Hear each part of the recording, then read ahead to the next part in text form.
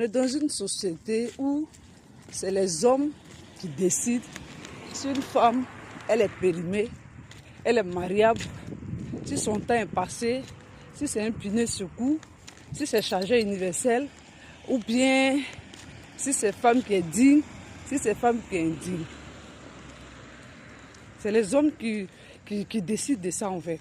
Les femmes elles-mêmes là, elles ne savent pas qu'elles sont périmées, elles ne savent pas qu'elles sont indignes, elles ne savent pas qu'elles sont chargeurs universelles, elles ne savent pas qu'elles sont tous les mauvais noms qu'on les appelle en fait. Mais pour ceux qui sont musulmans ou pour ceux qui sont chrétiens là, et puis vous avez tendance là, c'est une femme, elle met sa carrière devant, elle veut s'accomplir, elle veut déjà accomplir ses rêves, accomplir sa carrière.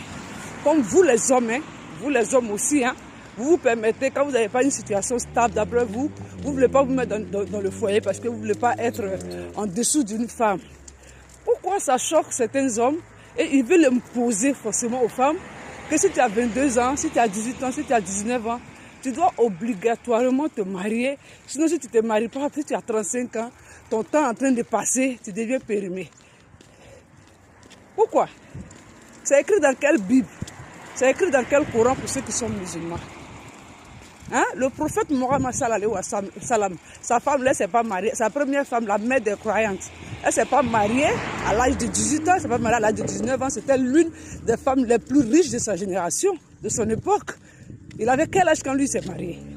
Aujourd'hui, là, vous êtes là, c'est vous qui sélectionnez, c'est vous qui faites que les femmes, aujourd'hui, là, commencent à faire BBL, elles commencent à s'éclaircir le corps, parce que vous avez mis dans la tête des femmes que si elles dépassent un certain âge, si elles n'ont pas ça, si elles n'ont pas ci, elles sont pas valables sur le marché du mariage. Et comme les femmes sont tellement désespérées, elles vont changer leur corps, elles commencent à perdre confiance en elles, elles veulent avoir fesses, elles veulent avoir seins, parce qu'elles sont convaincues que c'est ce qui va faire que l'homme là, que sa mère n'a pas pu bien éduquer, que son père n'a pas pu lui donner la stabilité là.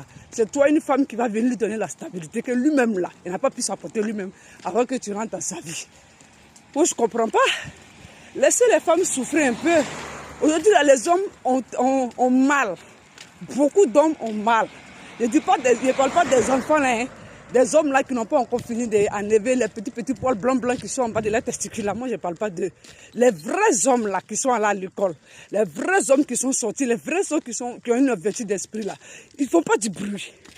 C'est les petits poils blancs en bas de leurs testicules là. C'est que tu vois en train de faire bruit. Ils veulent imposer une vie, un standing de vie aux femmes. Les femmes n'ont qu'à accepter tout, n'ont qu'à accepter n'importe quoi.